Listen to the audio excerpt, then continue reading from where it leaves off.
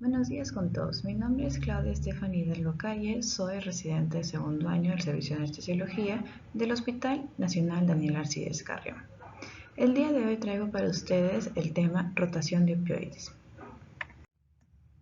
Para hablar sobre la rotación de opioides, inicialmente hay que definirlo.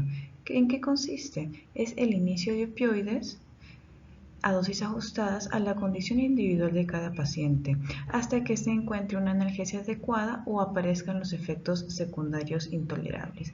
Aquí en esta imagen vemos que se inicia con un punto de partida y de acuerdo a la clínica que veamos o a los efectos adversos que surjan en el paciente, vamos a optar por el inicio, por el aumento o la reducción de estos opioides. Mencionar que el requerimiento de opioides puede variar según la edad, el sexo y la raza de los pacientes. Vamos a hablar sobre el mecanismo de acción de los opioides. Bueno, los opioides, vamos a tener que un opioide agonista, como lo que es la morfina, se va a unir a su receptor que está acoplado a la proteína G. Este agonista, una vez que entra en contacto con el receptor, van a activar lo que es la proteína G. Y esta proteína G va a inhibir lo que es la adenilato ciclasa. Entonces vamos a ver que hay una disminución de lo que es el AMP cíclico en el interior de la célula. Y esto va a llevar cambios en los canales de calcio y en los canales de potasio. En los canales de calcio dependientes de voltaje vamos a ver que inhibe la entrada del calcio a la célula y rectifica los canales de potasio y crea una salida de potasio, ¿no? Entonces estos cambios de la adenilato ciclasa y disminución del AMP cíclico van a hacer que no haya una correcta despolarización, no hay una correcta hiperpolarización de la célula, entonces no se va a dar una correcta descarga y no va a enviar el estímulo nervioso. Ese es el mecanismo de acción de los opioides. Pero debemos mencionar por qué se deben titular los opioides, ¿no? Mencionar que cuando un paciente está recibiendo de una forma constante, una forma crónica, los opioides, vamos a ver que este receptor opioide tiene mecanismos de adaptación celular. Entonces van a estar implicados estos mecanismos de adaptación en lo que es la tolerancia, la dependencia y los síntomas de deprivación cuando se le retira de forma brusca los opioides a un paciente que los está tomando de forma crónica. Bueno, la tolerancia a largo plazo se va a dar porque los receptores de opioides aumentan la actividad de la adenilato ciclasa como mecanismo de contrarregulación a los descensos de los niveles de AMP cíclico que había estado experimentando, ¿no? Pero ¿cómo se da la desensibilización a corto plazo? Está probablemente relacionado con lo que es la fosforilación del receptor opioide por la proteína sinasa C. Bueno, los receptores opioides pueden sufrir una internalización también rápida y va a estar mediada por los agonistas a través de una vía intracelular clásica, frecuente en estos. ¿En quién se va a indicar la titulación de opioides? La titulación de opioides indica en pacientes que no hayan respondido al tratamiento no opioide, es decir, según la escala de la OMS, estén en el escalón 1 en el tratamiento con AINES y coadyuvantes y los pacientes a pesar de esto no estén tolerando, no estén manejando de manera correcta su dolor. También en dolor somático o neuropático, en dolor mal controlado y que está recibiendo opioides pero está presentando efectos adversos de estos, como son los más frecuentes, náuseas, vómitos, estreñimiento, hiporexia y también puede producir sedación en los pacientes. O pacientes que a pesar de que estén tomando el tratamiento presentan dolor refractario. En este esquema vamos a ver los pasos que se deben seguir para titular primero lo que es la morfina endovenosa en este caso, para manejar lo que es un dolor moderado a severo. Quiere decir en una escala de EVA, que es una escala que nosotros usamos de manera práctica para valorar lo que es el dolor del paciente, en una escala de EVA a partir de 4 para arriba. ¿No? A partir de 4 para arriba nosotros vamos a aumentar nuestra dosis de opioides para manejar el dolor de los pacientes. Bueno, el paso inicial es, si un paciente no está recibiendo opioides, no está recibiendo morfina, iniciar con dosis de 0.1 miligramos por kilogramo dosis de 10 y máximo hasta 10 miligramos como dosis inicial. Bueno, vamos a tener que, no en todos los pacientes se puede iniciar con esas dosis, se tiene que iniciar con la mitad de la dosis en caso de que se trate de un paciente mayor de 60 años, que tenga enfermedad renal crónica, desnutrido, que esté con signos de hipovolemia, hipotensión o que tenga algún grado de compromiso hepático. Bueno, los opioides ya hemos mencionado que su principal efecto adverso eran las náuseas y vómitos. Entonces, como paso 2, vamos a administrar lo que es un antiemético. Podemos usar estos: metoclopramida, dexametasona u ondansetron. Bueno, como paso 3, tenemos que siempre utilizar una analgesia multimodal, o sea, siempre apoyarnos de otros fármacos, otros AINES. En este caso mencionan el uso de dipirona o diclofenaco. Y como paso 4 tenemos que observar al paciente un mínimo de 10 minutos que no presenten efectos adversos o que comiencen a manejar el dolor, que el dolor calme después de iniciada la dosis, ¿no?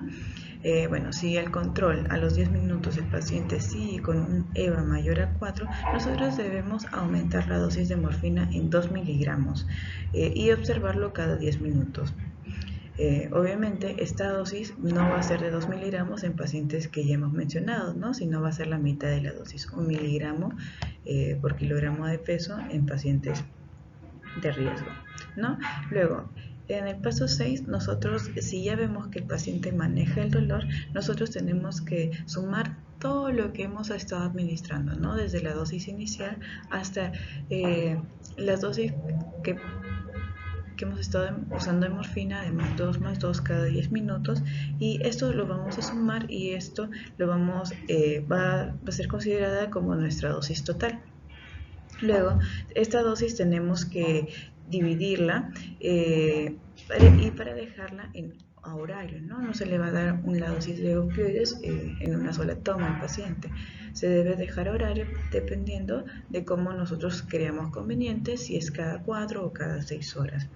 Y como paso 8, mencionar que la dosis de opioides debe tener una dosis de rescate, que es el 10% de la dosis total, ¿no? Y entonces se debe valorar a las 24 horas al paciente si toleró con la dosis que nosotros les estamos dando o le necesitó dosis de rescate.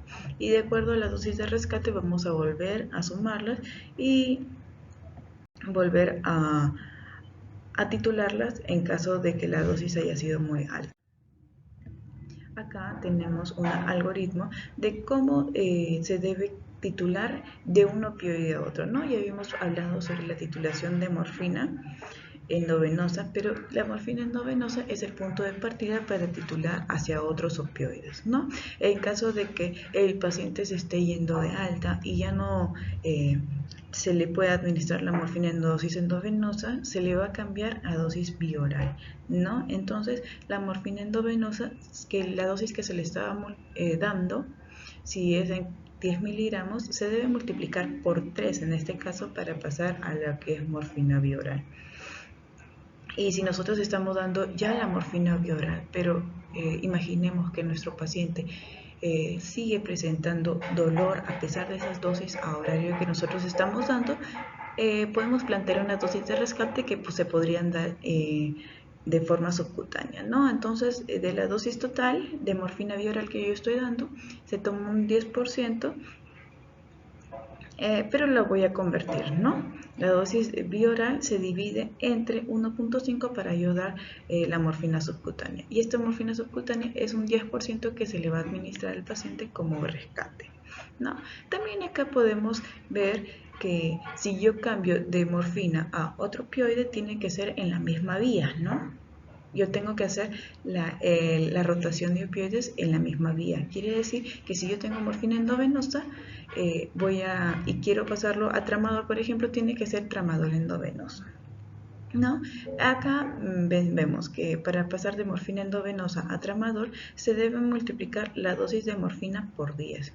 Si estamos usando 10 miligramos de morfina endovenosa, de tramadol se van a usar 100 miligramos, ¿no? Y si de tramadol deseo convertirlo a tramadol bioral, esto se multiplica por 1.2, ¿no? Entonces el paciente estaría recibiendo 120 miligramos de tramadol por vía oral para ajustar,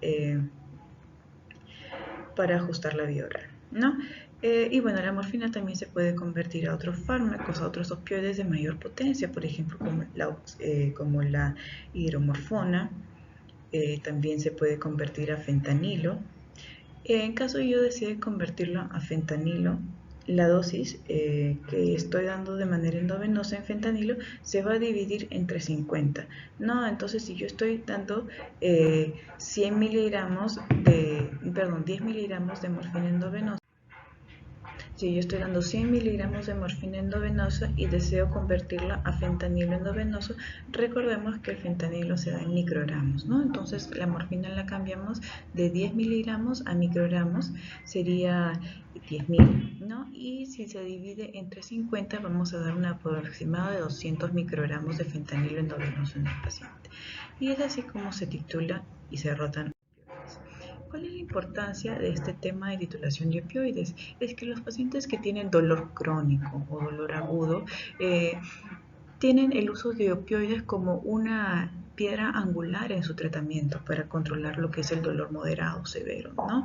Y un abordaje efectivo es individualizar el tratamiento con opioides en los pacientes. No se puede dar las mismas dosis a todos los pacientes porque unos presentarán más o menos efectos adversos con la dosis que nosotros estamos administrando o vamos a ver que algunos no van a controlar el dolor con una dosis estándar, ¿no?